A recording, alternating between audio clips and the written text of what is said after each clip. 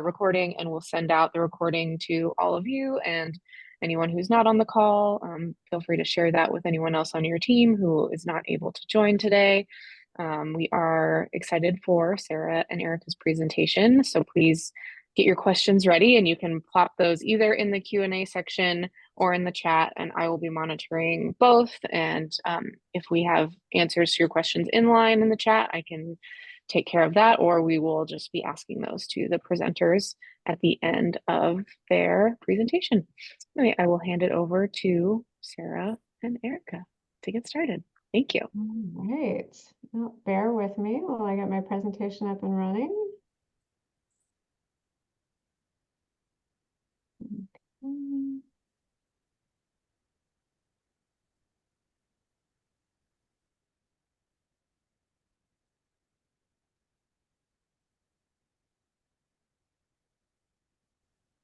Okay, everybody see?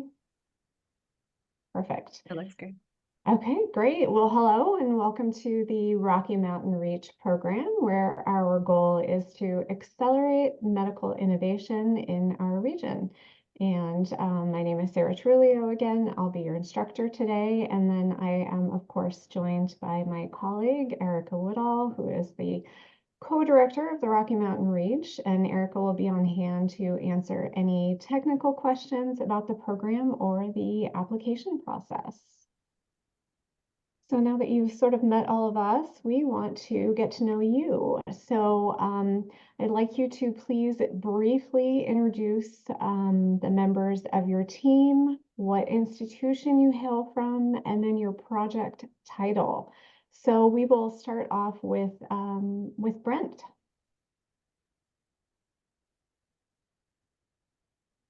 Is Brent on the call?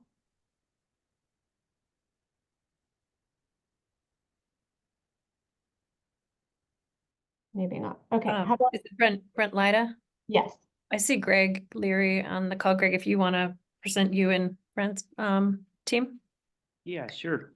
Brent and I are just researchers associated with the University of Montana. We started a small company where we do pharmaceutical work designing drugs.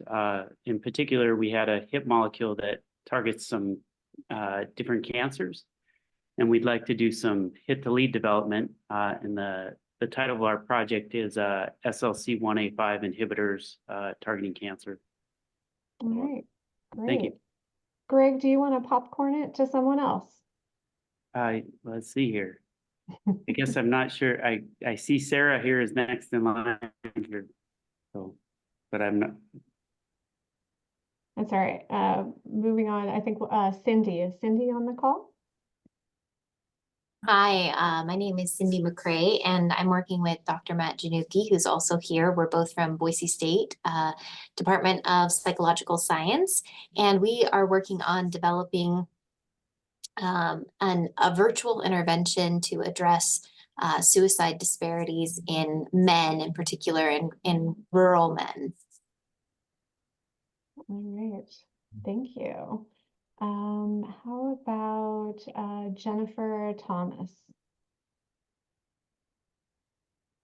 Hi, sorry, I'm not able to be on camera right now, but I'm Jennifer Thomas. I'm with the University of Wyoming, and I am working with some colleagues at University of Utah. I'm also working with the Wyoming Department of Health, and our goal is to create a digital diabetes prevention program for use in our state that has cooperation between the website and an app in order to increase the reach of the program as well as accessibility. And I am looking for my project title and I can't find it. So, All right. So sorry. No, that's okay. Thank you. How about Jenny Alderton? Good morning, I'm Jenny Alderton from the Department of Nursing at Boise State. And our project's team is an explainable dashboard for predicting pressure injury risk in critical care patients. All right, fantastic. How about Juliet Tinker?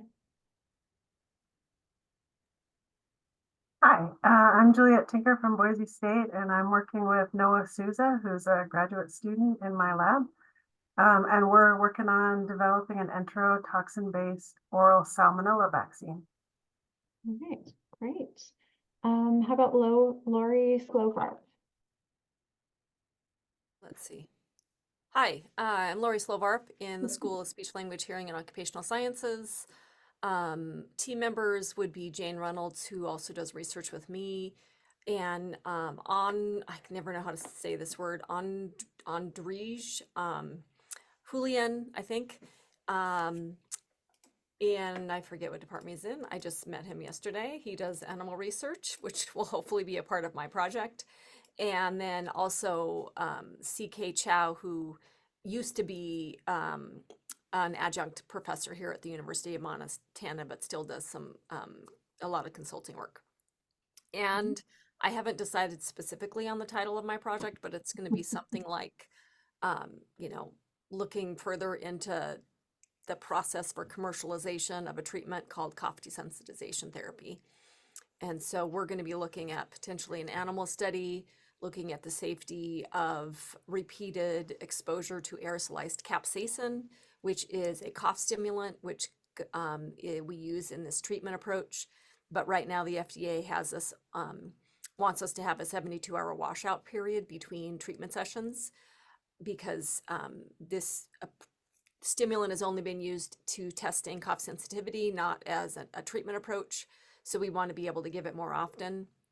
And so we're going to likely need to do an animal study to prove safety of that first. And then I'm also going to propose some time to do more investigation on the regulatory aspect of what the FDA would require, as well as some looking into creating a device that would deliver the capsaicin rather than the expensive nebulizer that I use in my lab, so that it could potentially even at one point become a home treatment. All right, fantastic. Thank you. Let's see. How about Tim Robinson? Is Tim on the call? I am. Yeah, thanks so much. I'm at the University of Wyoming. My background's in statistics and data science. We started a company, Train Tracks Analytics, back about a year ago, where we're working with UW Athletics, specifically with men's basketball, to design an app and dashboard to have more sort of quantitative assessment of training as it related to game metrics. And then we partnered with a physical therapy clinic in Laramie, where we are hoping to extend what we've been doing with UW Athletics to design an app dashboard combo for precision PT as it comes to tracking recovery and patient outcomes in physical therapy. Thanks. Awesome. Thank you. Okay, so we've got two left, Shri, and then we'll popcorn it to Tao. And so, Shri, we're just looking for you to introduce yourself, any members of your team, what institution you hail from, and then just the title of your project. Well, good afternoon, everybody. I'm sorry my camera is not working for some reason. I'm trying to fix it. It reverts back to my cell phone, surprisingly. But anyway, I am Shri Nair. I'm a professor of pharmacology at the University of Wyoming. I also chair the Division of Pharmaceutical Sciences. I also direct the Biomedical Sciences PhD program here at the university. We have applied for funding for a grant, which we submitted as an STTR earlier this year. We did not get score. We got a score of 54 on that. So it's not a fundable score. So we are trying to change the strategy based on the reviewers' comments and try to reapply. So we thought we would use the support from you to help with that process. And what's the title of your project? It is formulate or novel formulation of a composite for alcohol use disorder. All right, great. So I can give you a brief outline if you want me to. No, just the title is okay. all we need for now. And okay. I think for time's sake, we'll get into your technology and what you guys are working on in our next workshop. But for this Sure. one, just kind and we do have a small business started at the university called NutriBio LLC. Oh, great. Okay. And we received in the past a phase 1 STTR funding for a different project altogether. All right. Fantastic. Yeah. Let's see, moving on to Tao. Tao, can you introduce any members of your team, what institution you're from, and then your project title, please? Sure. Thank you, everyone. I'm Tao Xing, Professor in Mechanical Engineering Department. And the team members, myself, my graduate student, and one professor in experimental fluid dynamics, and one doctor in he's expert in lung ventilation. So this project motivated by seeing the ventilator-induced lung injury, and especially during mucus clearance. So our title is a portable and effective lung airway clearance device. All right, great. Thank you so much. Was there anyone that I didn't get to on the call that isn't or wasn't already introduced by a team member? Makes me question if I should be here. Bryce. All right, so I'm Bryce Hill. I'm at Montana Tech in the electrical engineering department, and my title is, if I can remember it correctly, so basically improvements on our touchless respiratory monitor. The monitors tidal volume and respiratory rate without contact. All right, fantastic. Well, thank you all for sharing. It's great to meet all of you, and thanks for attending our workshop number 1. We want to ensure that you have a successful application experience and hopefully help you receive some funding to advance your projects. During these workshops, we will walk you through a specific section of the application and provide some descriptions and helpful examples to assist you with filling out each portion. Today, we're going to focus on defining the unmet need and an overview of your technology or innovation. So the definition of unmet needs in healthcare refer to either the gaps or the deficiencies in current healthcare system, where existing solutions are inadequate or insufficient to meet the demands or challenges faced by either patients, caregivers, providers. And addressing unmet needs is crucial for improving patient outcomes, as well as reducing healthcare disparities, including those that impact rural and tribal communities, and advancing medical innovation. So we're asking you to use evidence-based scientific inquiry to discover if there's an actual need for your solution, which could involve some data research and maybe some detective work. So when describing the unmet need that your technology will address and the current standard of care, think about including factors such as disease burden, an incidence rate, maybe prevalence, costs to the healthcare system and society, and then any other important background information. So we want you to paint a vivid picture of the problem that your technology seeks to solve and why it's important to address it. And so again, why is this important? Well, addressing the unmet need in healthcare is paramount for several reasons. Enhancing patient care. So by addressing the needs, the unmet needs, we can improve the quality of care provided to patients, leading to better health outcomes and increased patient satisfaction. Also reducing healthcare disparities.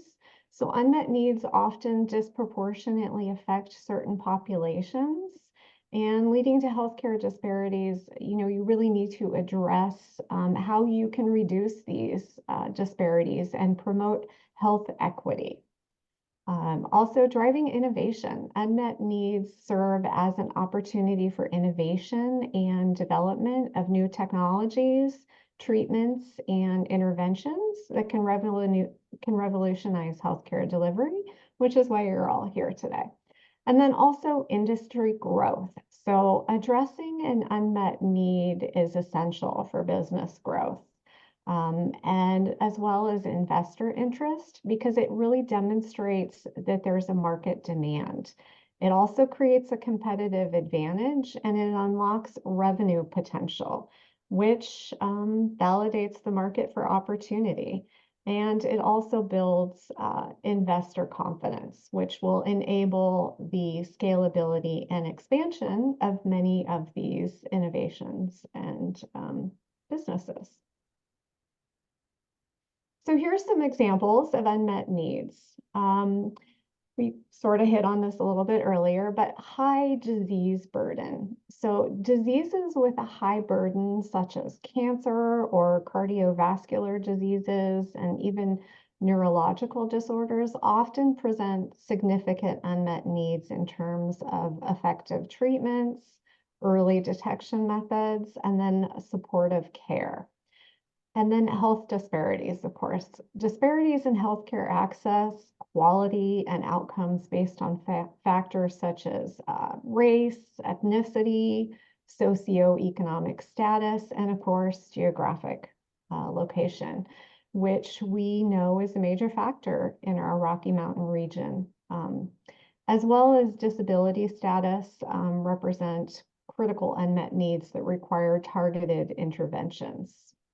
Another one is chronic conditions management. So effective management of chronic conditions like diabetes, hypertension, and asthma remain a challenge, and particularly in ensuring patient adherence to treatment regimens and lifestyle modifications. And some of you may have experience with this, and that's very important to highlight in your applications. Data integrity and statistics could also be important to include in your applications when you're making a case for your technology or innovation. And here are some examples that you could expand upon in your application. So prevalence and incident rates, providing some statistics on the prevalence and incident rates of the unidentified unmet need, highlighting the scope and impact of the problem on the public health, and then the cost to the healthcare system. So quantifying the economic burden associated with unmet needs, including healthcare costs or productivity losses, any indirect costs as well.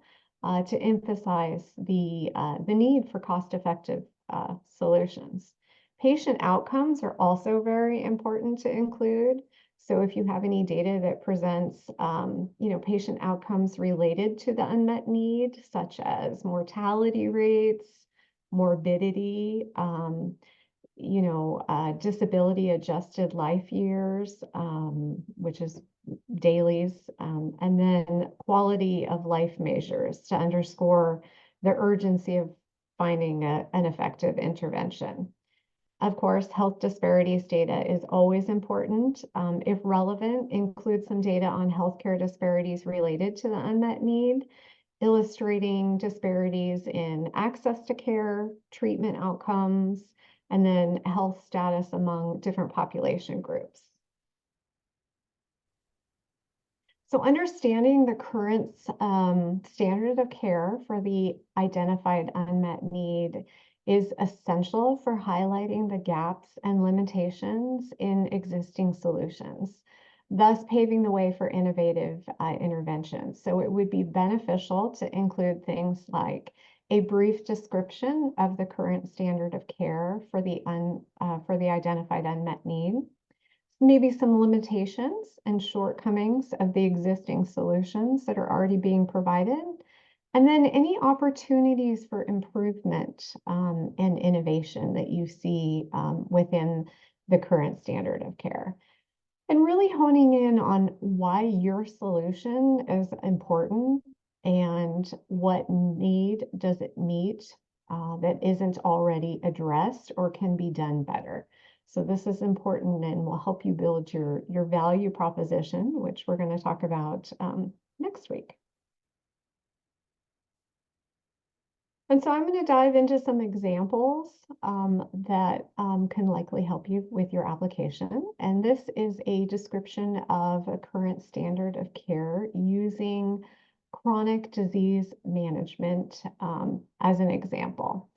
So the standard of care for managing chronic diseases like diabetes may involve medication, lifestyle modifications, diet, exercise, and then regular monitoring of blood glucose levels. And here's an example of limitations and shortcomings of the existing solutions that are already out there for chronic disease management. So medication adherence is a common issue among patients with chronic diseases, leading to suboptimal treatment outcomes. And then existing monitoring tools may lack accuracy or require invasive procedures, limiting their utility for patients.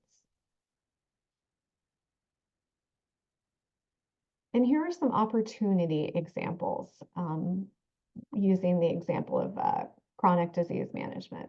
So utilization of digital health technologies, such as mobile apps and wearable devices, to enhance patient engagement, monitor disease progression, and facilitate remote monitoring. And then the implementation of artificial intelligence or AI algorithms for predictive analytics and early detection of disease complications. So in summary, addressing unmet needs in healthcare is a multifaceted challenge that requires collaboration, innovation, and commitment to improving patient outcomes and health equity. And you've taken the first step by joining this program. But really by identifying and addressing these needs, we can drive positive change and make meaningful advancements in healthcare delivery and, of course, patient care. So the current standard of care for the identified unmet need may have limitations and shortcomings that necessitate innovation and improvement. And by recognizing these challenges and exploring opportunities for innovation, we can develop novel interventions that address unmet needs, improve patient outcomes, and enhance the quality of care provided in the Rocky Mountain region. And now we're going to dive into the technology overview. So, understanding what your technology does and how it helps with the problem you have identified, its impact on improving care, and then how developed it is currently. So we're curious about your technology and your innovation and want to understand what your technology does. And again, what problem are you solving with it? So you want to be able to provide evidence such as results from either studies or trials, if you're that far along, what you intend to do to support that evidence, and then to support efficacy of the technology and its potential to address the unmet needs effectively. So the RM Reach application asks for the following information. They want an introduction to your technology, an explanation of how it addresses the identified unmet need, the impact it will have on improving the standard of care, and then the current level of maturity of the technology. So what stage is it in? Is it ideation? Is it lab testing, clinical trials, or device prototyping? Some of you had mentioned that you want to continue and do some research and try to find these things out. So here's an example of what an introduction to your technology statement could look like. And we are using an example of a remote patient monitoring platform. So the statement goes, our technology is a remote patient monitoring platform that enables continuous monitoring of vital signs and disease parameters from the comfort of patients' homes. It includes wearable sensors, mobile apps, and cloud-based analytics for real-time data collection. So you should be able to describe your technology in a way that people who are not familiar with it or not scientists can understand what it does, who it's for, and what the need is. And here's an explanation of how our remote patient monitoring platform addresses the identified unmet need. Our technology allows for proactive management of chronic diseases by enabling early detection of disease exacerbations and timely interventions. This addresses the unmet need for improved disease management outside of traditional healthcare settings, reducing hospitalizations and improving patient outcomes.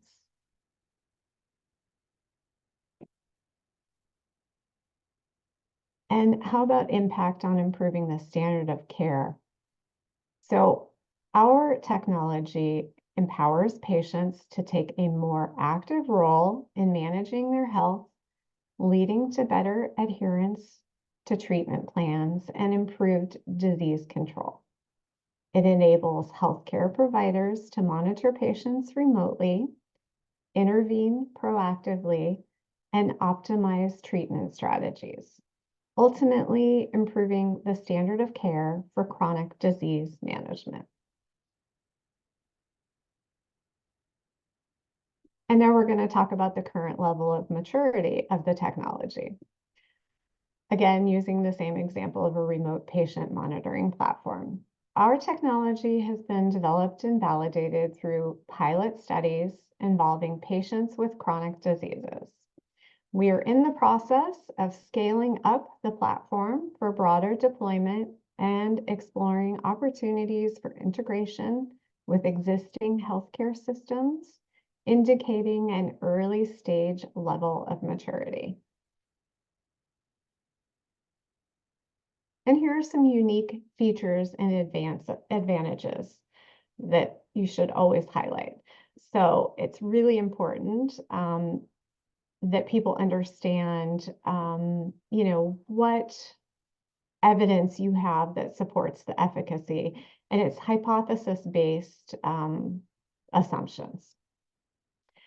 So, patient engagement and education. Our platform includes features to engage and empower patients, educational resources, interactive tools, and personalized care plans accessible through the platform. And then remote data transmission. So patients can transmit their healthcare data from their homes to their healthcare providers or monitoring sensors securely and efficiently through the platform. This eliminates the need for frequent in-person visits and enables remote assessment and management of patient health. And so evidence supporting efficacy, if you have it available, so supporting statements derived from observational studies and data results, stating what's true and, on experience with the technology or innovation. So these are not assumptions based on hypothesis. These are actual real evidence. So here's the example. Observational studies of cohorts and case control studies provided additional evidence of the effectiveness of our platform in real-world settings. And these studies followed patients over a time to evaluate how the use of our platform impacts health outcomes and healthcare utilization. And so in summary, this technology presents innovative solutions to address identified unmet needs, featuring unique advantages that enhance healthcare delivery and patient care. Supported by evidence of efficacy and mature development stage, it has the potential to significantly impact clinical outcomes and advance the standard of care, paving the way for further development and translation into a clinical practice. And so this concludes our presentation section on filling out the application sections for unmet need and description of technology. And so now we're going to open up the floor to any questions that anyone might have for these two sections of the application. Thank you, Sarah. And I'll just add a little bit more about why we're asking for this. So the goal of Rocky Mountain Reach is to really address unmet patient needs, public health needs within our region. One of the reasons where we're funded by the NIH is to provide this kind of funding for regions in our state that have not traditionally had a lot of access to funds to promote commercialization. So there's two parts in the application where you'll be asked to describe your the unmet need of your technology. The first is in the abstract, where you'll be asked to summarize or describe the unmet need in addition to the market potential, your technology, and the team, which will be part of future workshops. And then also in the background section, you'll be asked to describe the unmet need for your technology and describe how it will address the current standard of care. So just to give you a little bit of background, this is going to be required sections in that application.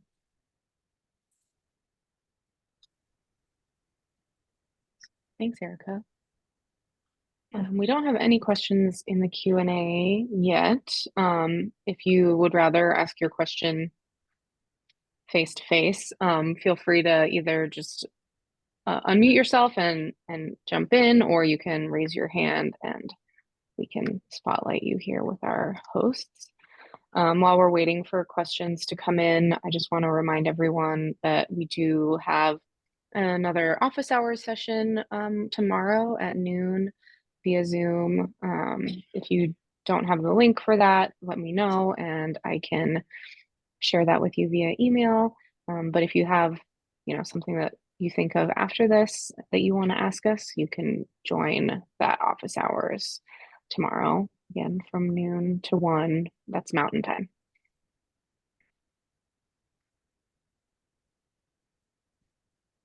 Not a question, but I just wanted to say sorry. Thank you, Sarah. I really appreciated the presentation and also the examples. It was nice to see some examples. Yeah, one question I had is I was just looking at the submission portal, and there's kind of text blocks where you insert, your 500-word answer for your proposal. How do you incorporate figures, or is it better to upload this as a final document when you submit it? That's a great question. There is an option to upload any figures at the end of the application, so that you can either upload them and refer to them in the text box, or create your application kind of in a narrative document, just noting those word count restrictions. So you will be required to, if you want to create your document your application in a Word document, you'd have to copy and paste stuff from that into the text boxes, but that would give you an opportunity to create it in a little bit more of a narrative format with figures and any images. We do just ask that if you are planning to do that, to keep it within, like I said, the word counts, and we don't want to overwhelm our evaluation team with really a lot of extra information. So as concise as possible. One thing you might want to approach that part is to, like, you're submitting supplemental materials for a paper or supplemental figures. So make sure if you have pictures or images that you're labeling them as, figure 1, figure 2, whatever it may be, and then you can refer to them in the text. So it'll make it easier for the reviewers to figure out which image you're referring to. So that might be a way to kind of tackle that. So if you have pictures of your technology or figures showing, proof of principle, things like that, they can be uploaded. Is it an appendix slide? Is that how it's referred to in Update Tracker? Yeah, it is at the end of the. So yeah, let me just pull up the RFA here. I think it's just optional. Yeah, an optional formatted narrative, or just optional uploads of images or figures. Yeah, and it is one of the appendixes at the very end. You're right. Thanks, Lenny. Mhm. And it looks like we did have a question come into the Q&A. Juliet asks, should the unmet need be specific within the region, or is it okay if it's more broad? It's okay if it's more broad too. Yeah. Great. And I think I saw that Tao had a question. Why don't you hop on there, Tao? Yeah, I couldn't figure out where to raise hand. I updated it to the Oh, latest versions and disappeared for some reason. Anyway, I yeah. have a question. Because I have collaborators from another state, does the collaborator, like a doctor, must be also be in the Rocky Mountain area?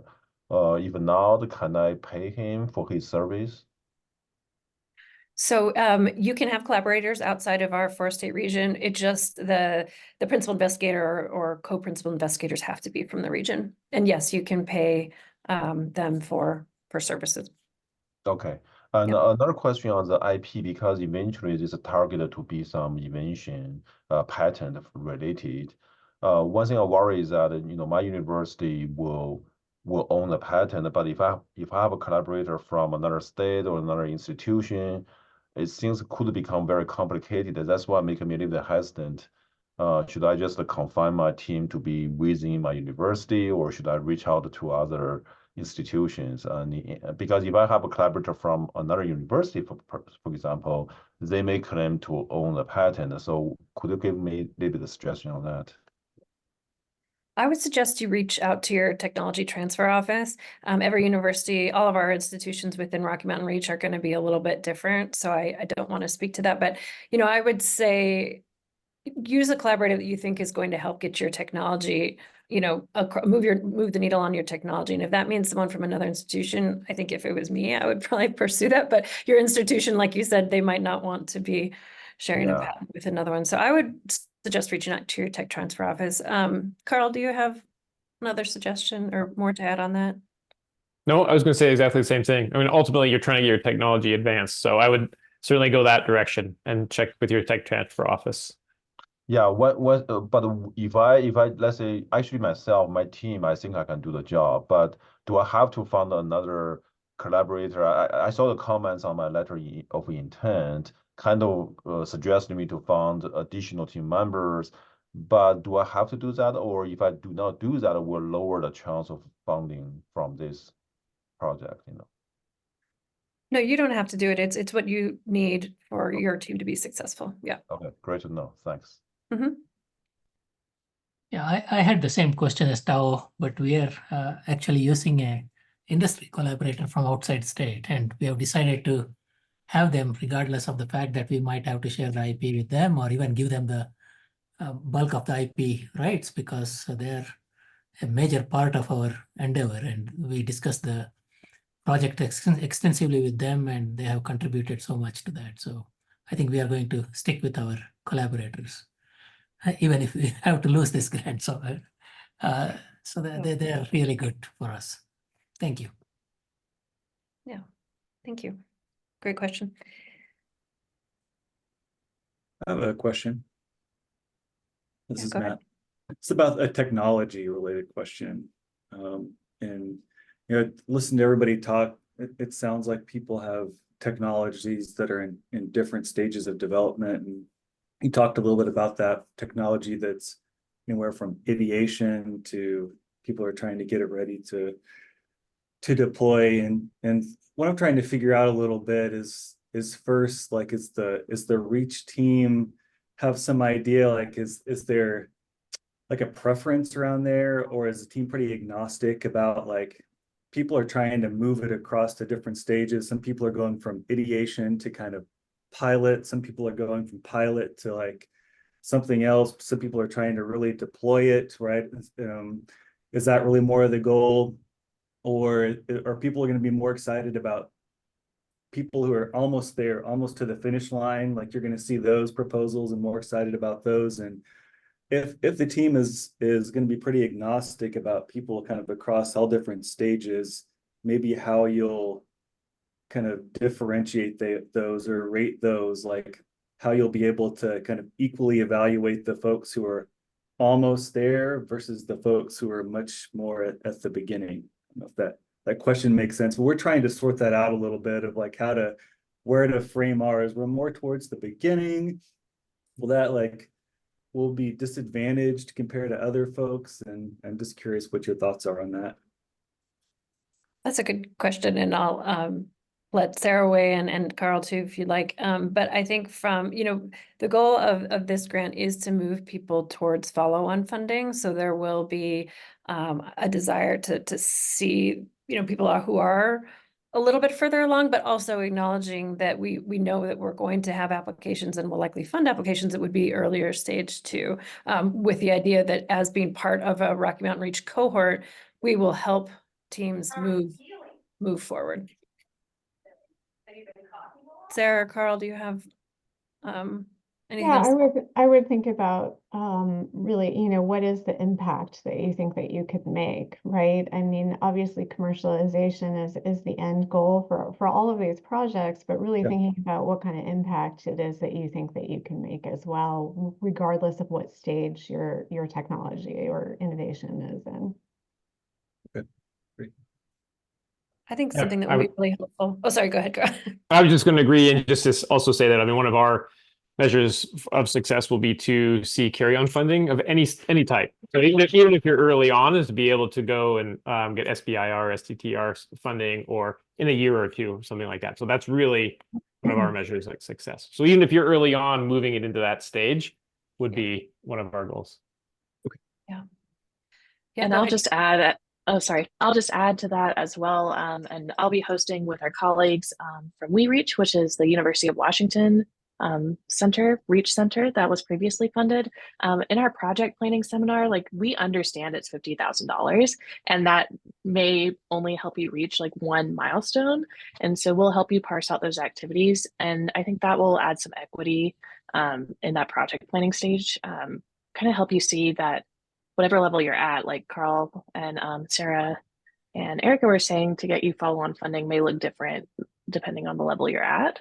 But the thoroughness and meeting the unmet need, we understand that all of these stages are going to be different for every project. Yeah. Great, thank you very much. I would just add on to Caroline's point that, we have a lot of different projects in a lot of different areas, and they're all going to be at different stages.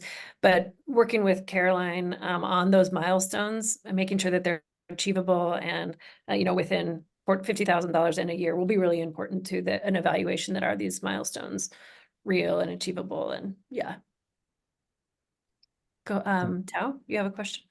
Yes, I saw the request for proposal document saying the funding, the earliest available date will be sometime in September. As you know, the semester, usually fall semester started in August. So my concern is that I will need a graduate student to work with me.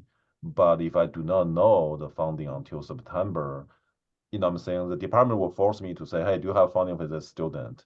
So that's become really a difficult way to handle. I had a similar experience last fall with a company.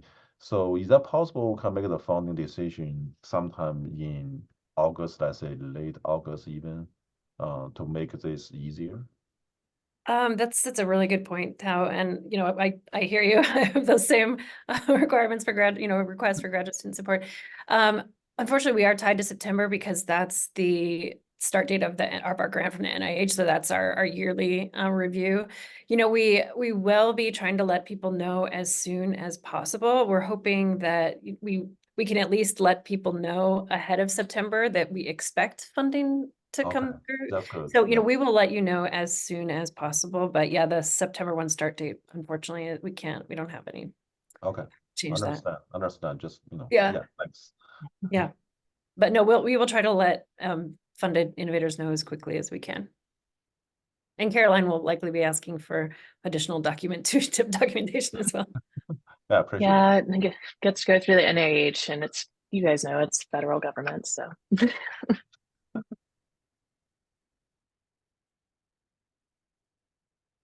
I have a question. Did I read correctly that there's the possibility of an additional year of funding? Yes. Okay. Yeah. So teams that are funded in this first pilot phase will be eligible to apply for a second $50,000 in our drive phase. Those will be competitive processes, so not everyone funded in the pilot will be funded in the drive phase.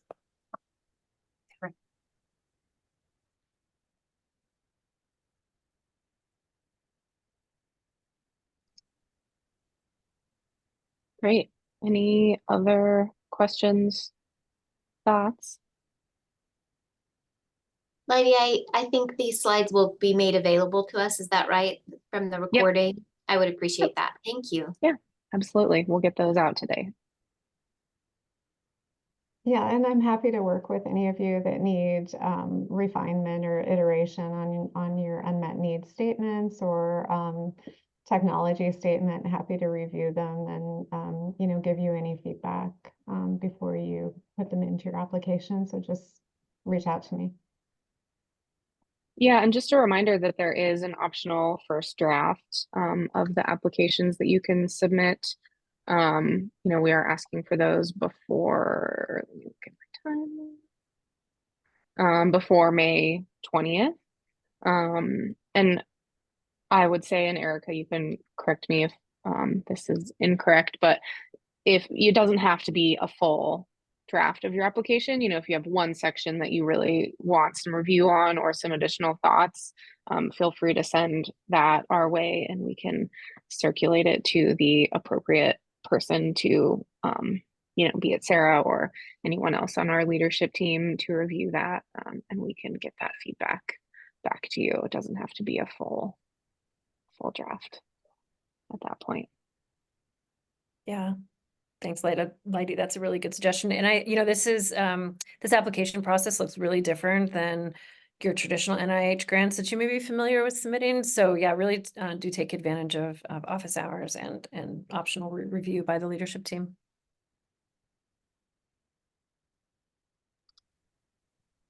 Okay, well, not really seeing any other questions or anything. We'll let you all go a little bit early, but thank you, Sarah and Erica and everyone so much for being here. And we look forward to seeing you either tomorrow during our office hours or next week for our next webinar. And I will be sending out another reminder with the registration link for that a couple days before the webinar. Thank you.